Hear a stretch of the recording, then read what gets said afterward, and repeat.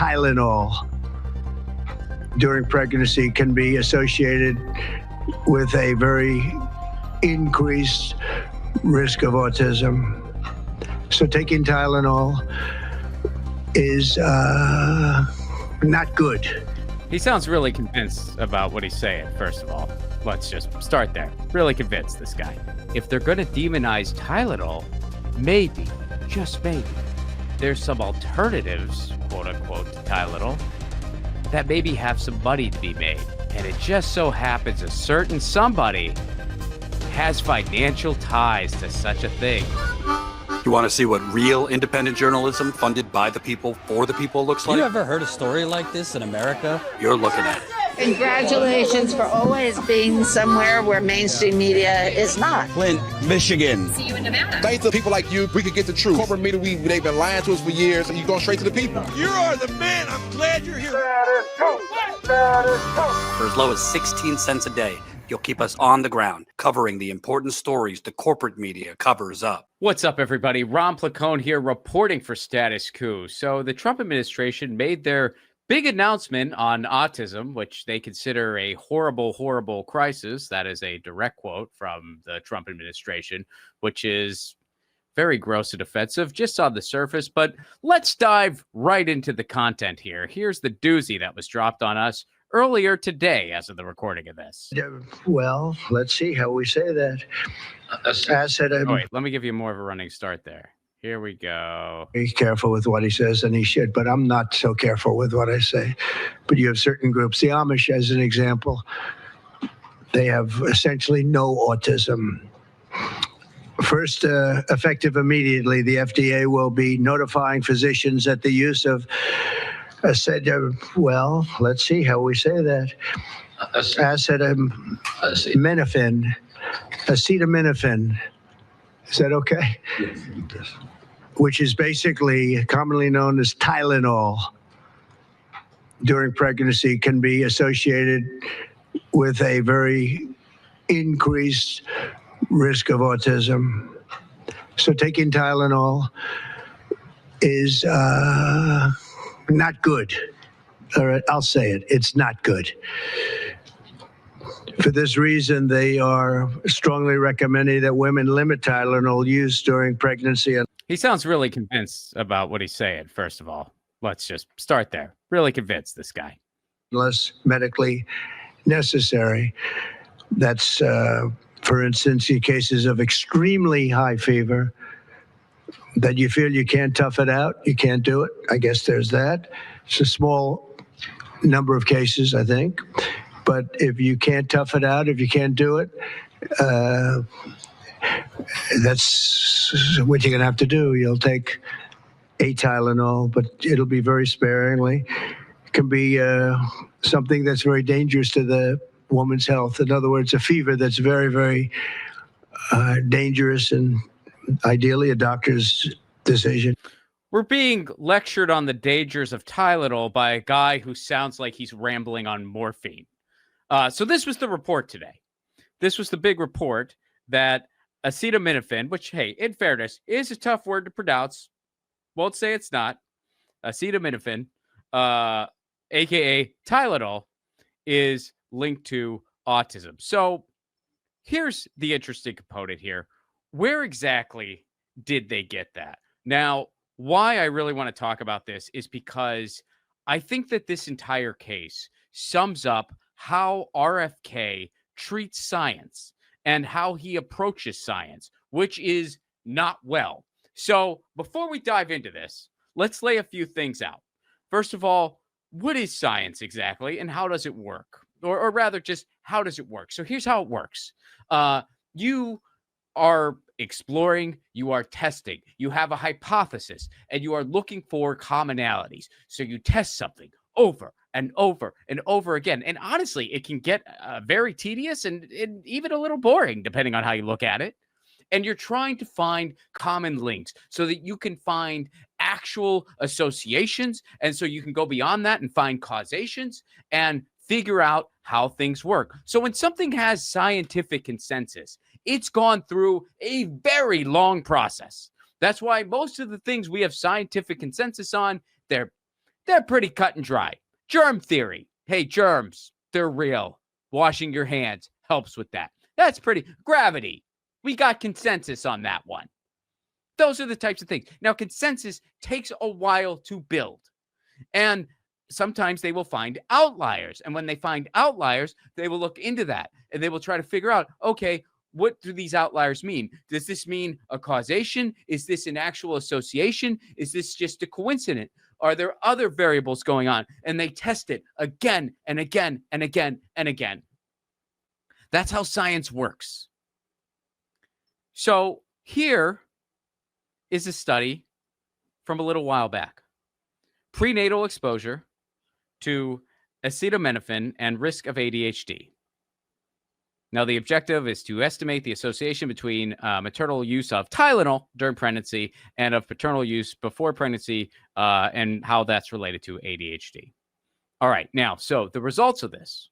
After adjusting for maternal use before pregnancy, familial risk of ADHD, and indications of Tylenol use, we observed a modest association between any prenatal maternal use. Now, keep in mind that word association. So the conclusions from this study, which only had so many people in it, was that short-term maternal use of Tylenol during pregnancy was negatively associated with ADHD in offspring. Long-term maternal use of Tylenol during pregnancy was substantially associated with ADHD even after adjusting for indications of use.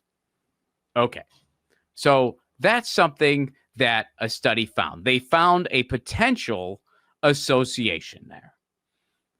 All right, so now we're going to look at a much larger study. Okay, so in, I believe it was 2024 that this study was done. Yeah, 2024. So this study was done in 2024, and this did a much larger sampling to really get to the meat of this and to see if there's anything there. So Tylenol use during pregnancy and child's risk of autism, ADHD, and intellectual disability. In this population-based study, models without sibling controls identified marginally increased risk of autism and ADHD associated with Tylenol use during pregnancy. So they're acknowledging that, okay, there were some associations found, there were some commonalities found. We're going to dive into this. So this is a nationwide study with sibling control analysis with a population-based sample of over 2 million children. Look at that. Over 2 million children. So this wasn't a handful of outliers where it's like, hey, there's an association. This was over 2 million children. All right. So what are the conclusions? Conclusions. This is the big study on this issue. The conclusions. Tylenol use during pregnancy was not associated with children's risk of autism, ADHD, or intellectual disability in sibling control analysis. So the biggest study found no association. Some smaller studies have found a few instances of association. Now, here is something else to explain this further. Again, remember that association word I told you to keep in mind? Here's something from PBS.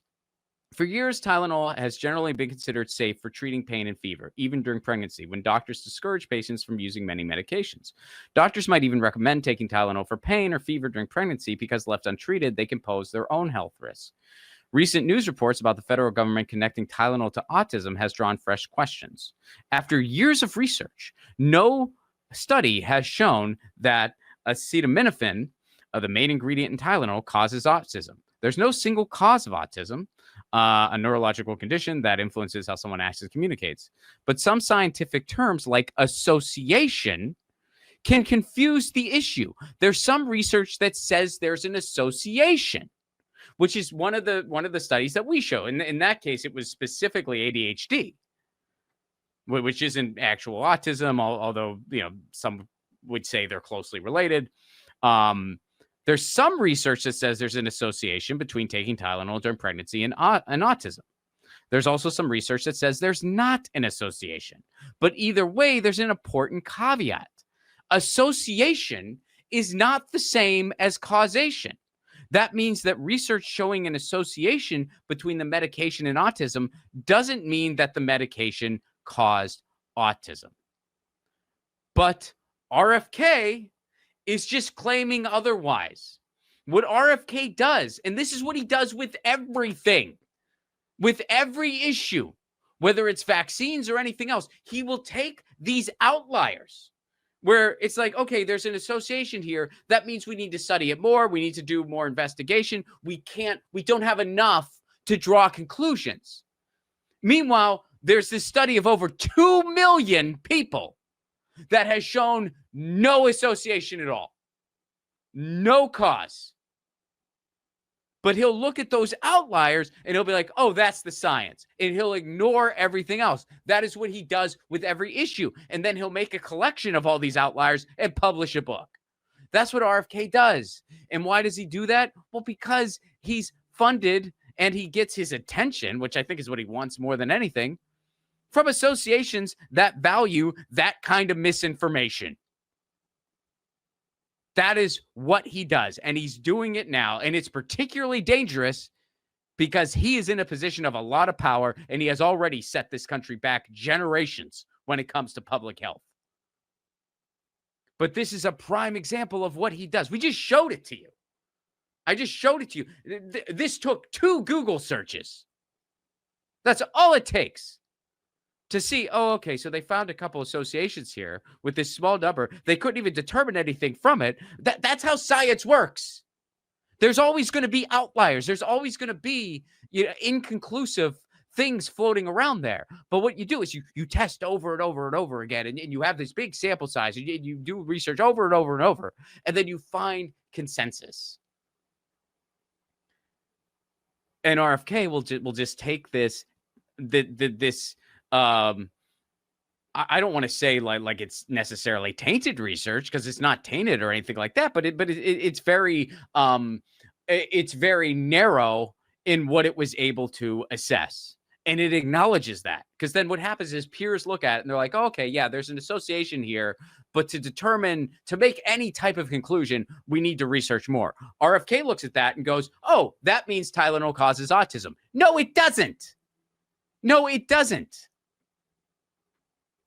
He is just funded by institutions that want that kind of junk science. He's not against big pharma, y'all. He's just funded by another side of the coin. The Children's Defense, the big anti-vax firm, that's all Wall Street funded. You can check out Walker Bragman's work that traces the money to all that stuff. He's not fighting big pharma. He's just paid by another side of the coin. And why does he do their bidding? Why does he parrot their stuff? Well, because they give him the attention he couldn't get anywhere else. That's RFK for you. He has no qualifications for the position that he holds. And it is beyond dangerous what he is doing. And this is just another chapter in all of that. Now, here's something he had to say. Here's something he had to say recently, going on this same thing. I want you all to watch this video. We are continuing to investigate a multiplicity of potential causes with no areas of taboo. One area that we are closely examining, as the president mentioned, is vaccines. Some 40 to 70% of mothers who have children with autism believe that their child was injured by a vaccine. President Trump believes that we should be listening to these mothers instead of gaslighting and marginalizing them like prior administrations. Some of our friends like to say that we should believe all women. But some of these same people have been silencing and demonizing these mothers for 3 decades because research on the potential link between autism and vaccines has been actively suppressed in the past. It will take time for an honest look at this topic by scientists. That's another thing RFK claims. When he looks at these outliers that need further research, instead of just recognizing that that's part of the scientific process, he'll call that stuff suppressed. It's all suppressed. There's a big agenda between the people with medical degrees. Some big agenda there. And boy, isn't it interesting hearing about believe all women It said, don't gaslight the people who claims that their children with autism might have been injured by a vaccine. Don't gaslight them. But, it's totally not gaslighting to make it out like autism is a horrible, horrible tragedy. It's totally not gaslighting at all to claim that there's a link between autism and vaccines when there isn't. Again, nothing proves that at all. Nothing. There's been no known correlation. That's not gaslighting at all. And boy, man, talk about believe all women. If anyone should be evoking women's rights, it's Donald Trump, a guy who's been accused of rape, and RFK, a guy who had so many affairs, his former wife killed herself. Boy. Now, who was the other person near them? It was Dr. Oz. What does Dr. Oz have to do with all this? Well, if they're going to demonize Tylenol, maybe, just maybe, there's some alternatives, quote unquote, to Tylenol that maybe have some money to be made. And it just so happens a certain somebody has financial ties to such a thing. Here's Dr. Oz's prescription for managing chronic health. What are some of the best natural remedies? Turmeric, acupuncture, peppermint oil. So they're listing some things. Now, some of this stuff's okay. Exercise, music, physical therapy. That's interesting. So I guess Dr. Oz is about all this stuff. He's about some alternative methods. And, well, gee, Ron, where's the financial interest come in here? Well, it turns out that Dr. Oz has investments in a group called iHerb. Now, let's go look at this. Watchdog Group asked FTC to investigate Dr. Oz's influencer marketing. Consumer watchdog group Public Citizen accuses Oz of failing to properly disclose his financial ties to an herbal supplement company he markets on social media. A nonprofit consumer advocacy group asked the Federal Trade Commission on Tuesday to investigate Dr. Oz. This is from December 2024. He failed to properly disclose his financial ties to a supplement company he markets on social media. Oz's business ties to health and wellness companies. Since Oz, a well-known television doctor and cardiothoracic surgeon, was named a global advisor and stakeholder for e-commerce supplement company iHerb in October 23. So he's a global advisor and stakeholder in this company that, among other things, sells, quote, alternatives to Tylenol. Meanwhile, Donald Trump and RFK are demonizing, you guessed it, Tylenol. Just a different side of the big pharma coin. You know what it really means to be against big pharma? It means you're for universal health care. RFK's not. It means you're against patent hoarding. I've never heard RFK say a thing about that. It means you're against evergreening. Never heard RFK say a thing about that. That's what it really means to be against big pharma. It doesn't mean you just play a fiddle for other financial interests. So that's what's really going on here.